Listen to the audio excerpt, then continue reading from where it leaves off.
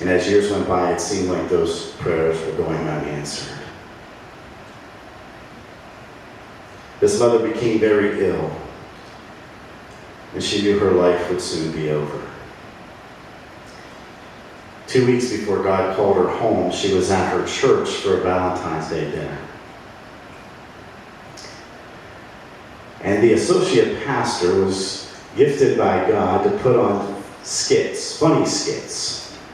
And so he would wear wigs and funny clothes to share his message. And that night, as that mother was there, she laughed until she cried. And for a few moments, she was taken out of that pain and fear of the unknown. At the end of the service, she was in the foyer of that church. And she called that associate pastor over and she said, "I have a gift for you."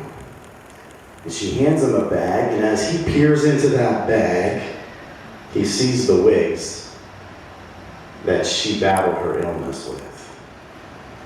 And he looked at her immediately and said, "Listen, I don't wear other people's wigs." Tears began to stream down her face, and she goes, "No, you don't understand.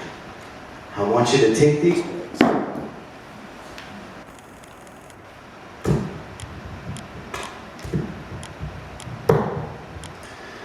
I want you to take these wigs,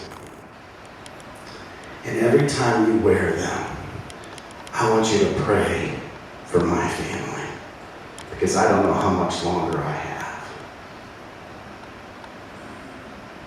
He took those wigs and gave her a promise that he would pray for her family.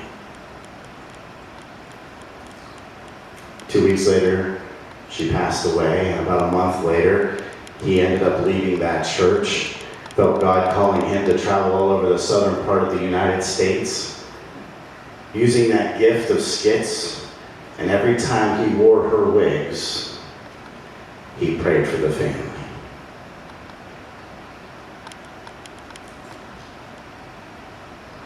At that time, out of the 4 children, only the oldest daughter was serving God in church. The oldest son, the middle daughter, and the youngest son was not. As this man traveled, he prayed, and after several years, he found himself standing in that foyer once again. Only this time, he was talking to the youngest son. And as he talked to this youngest son, he said, "I heard how God got a hold of you, and you're serving God. But I haven't heard about the other 2. How's your oldest brother and other sister doing?" And with tears in that young son's eyes, he began to share with him how God answered prayers.